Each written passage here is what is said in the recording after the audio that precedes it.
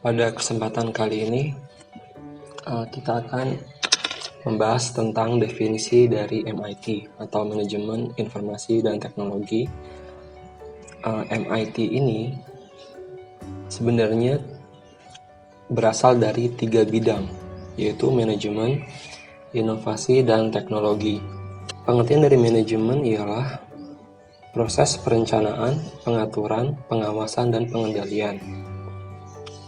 Sedangkan untuk inovasi ialah pemasukan atau pengenalan hal-hal yang baru. Selanjutnya, teknologi ialah semua hal yang dibutuhkan untuk menghasilkan barang atau jasa. Sehingga kalau ketiga bidang ini digabungkan, maka MIT memiliki makna ilmu yang menjembatani inovasi pada bidang-bidang engineering dan sains, dengan bidang manajemen yang ditujukan untuk perencanaan, pengembangan, dan implementasi teknologi untuk tujuan tertentu. MIT ini memiliki 3 buah elemen ya. Elemen yang pertama yaitu adalah resource atau sumber daya. Yang kedua adalah infrastruktur. Yang ketiga adalah aktivitas. Untuk resource ini contohnya adalah seperti manusia, hak ini hak kekayaan intelektual, kemudian informasi, ada karakteristik organisasi, teknologinya sendiri, kemudian waktu, fasilitas, customer, dan supplier. Jadi resource ini adalah sumber daya yang mendukung untuk penciptaan MIT itu. Kemudian ada infrastruktur, contohnya seperti tujuan, strategi, struktur organisasi, ada kebijakan, ada manajemen sikap, manajemen keahlian, kemudian dukungan inovasinya itu sendiri, kemudian penerimaan resiko dan komunikasi.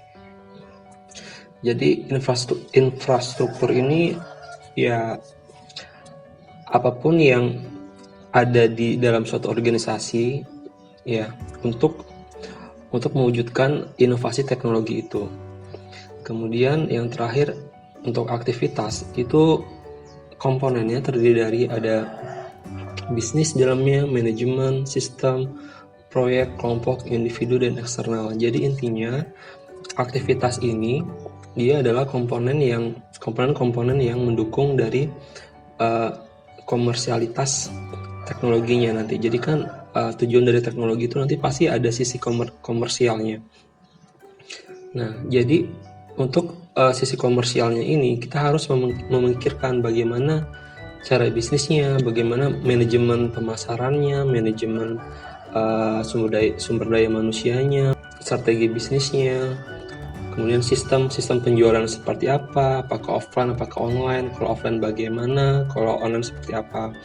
Kemudian proyek itu harus berkelanjutan ya. Jadi tidak bisa kita hanya diam saja setelah menemukan satu buah teknologi. Kita harus terus melakukan inovasi, pembaharuan sehingga teknologi tersebut memiliki nilai lebih nantinya. Kemudian yang di individu ini berkaitan dengan banyak hal. Contohnya seperti kesejahteraan si karyawannya, kemudian pengembangan diri karyawannya. Kemudian yang terakhir itu yang faktor eksternal ini. Eksternal ini maksudnya aspek-aspek dari luar perusahaan atau organisasi yang memproduksi teknologi. Misalkan kita pembuatan ban ini harus memiliki supplier, contohnya supplier pabrik karet misalkan, pengepul karet, ataupun pokoknya intinya eksternal ini dia yang faktor luar atau mencampur tangan luar untuk mendukung teknologi yang akan kita buat nantinya. Berikutnya ada contoh tentang kurva S-nya si Nintendo ya. Jadi ada ketangan dari 1980 sampai di 2007 dan sampai sekarang di tahun 80-an itu dimulai dengan revolusi PC. Contohnya kayak dingdong itu ya, kita main dingdong yang pakai koin itu. Kemudian 85 sudah mulai home entertainment games seperti gamenya Mario ya. Kemudian yang tahun 2000 itu ini baru dimulai eranya 3-dimensional technology. Jadi teknologi 3 dimensi dimulai di tahun 2000-an ini. Dan Nintendo menciptakan namanya 3D Nintendo. Jadi si Nintendo ini terus melakukan inovasi sesuai dengan trennya. Kemudian di tahun 2007 sampai sekarang itu kan trennya dengan smartphone ya untuk sosial dan casual gaming. Ini merupakan ancaman bagi si Nintendo ini. Kemudian bagaimana dia cara mendisrupsinya, menggantinya dengan teknologi barunya? Maka dia menciptakan juga konsol yang seukuran smartphone, sehingga para penggunanya bisa mobile menggunakannya. Apakah ingin sambil berdiri mainnya, sambil tiduran, dimanapun main bisa dilakukan ya. Jadi seperti itu. Sebenarnya melihat apa yang Nintendo lakukan, itu sebenarnya Nintendo mengacu kepada 7 hal ini yang ada di atas ini ya. Yang pertama yaitu ada business overview. Nah, business overview ini jadi gambaran bisnisnya seperti apa. Kalau Nintendo kan dia di dunia game ya, maka harus tahu nanti akan kemana Nintendo ini, pasarnya kemana, kemudian usernya siapa, seperti itu. Kemudian yang kedua ada industry analysis industri ini harus bisa menganalisa industrinya. Kalau Nintendo misalkan dia kan di dunia game, maka yang dibutuhkan di dunia game itu apa? Maka contohnya dia butuh ahli programmer, ahli animasi, ahli desain grafis, ahli user interface, sama ahli marketing contohnya. Kemudian yang ketiga yaitu competitive position. Competitive position ini jadi Nintendo menempatkan dia mau bersaing di mana. Di sini kan kita bisa melihat Nintendo itu bersaing dengan para konsol seperti Xbox dan PlayStation, dan juga di ranah smartphone ya, yang untuk gaming secara mobile. Jadi Nintendo bersaing di kedua sisi itu. Selanjutnya yang keempat yaitu strategic issues atau isu-isu strategis. Jadi ini adalah hal yang dikedepankan dalam perencanaan pengembangan teknologinya nanti. Jadi hal itu penting untuk dipikirkan.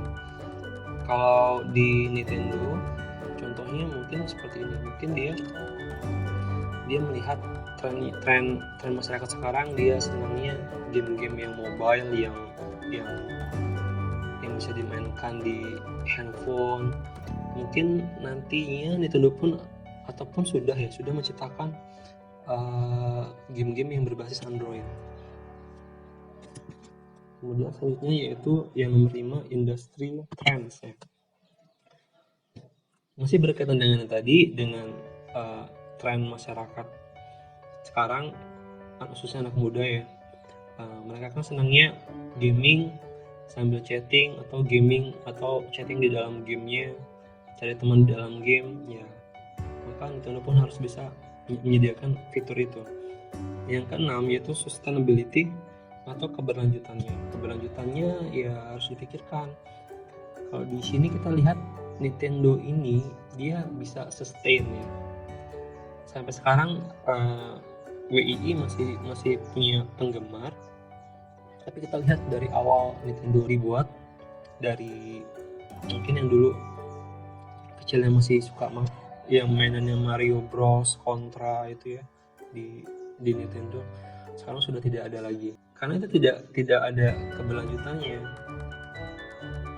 Walaupun temanya sama, misalkan Mario Bros, kan sekarang Mario Brosnya sudah 3 dimensi ya. Jadi itu ya, sustainability. Yang ketujuh yaitu opsi strategisnya. Jadi opsi strategisnya berkaitan dengan teknologinya nanti akan dikembangkannya kemana lagi. Seperti ada penambahan AI-nya nanti, artificial intelligence-nya, kemudian misalkan pemasarannya kemana lagi, kemudian menyasarnya menyasarnya ke kalangan apa, itu menjadi opsi-opsi strategis.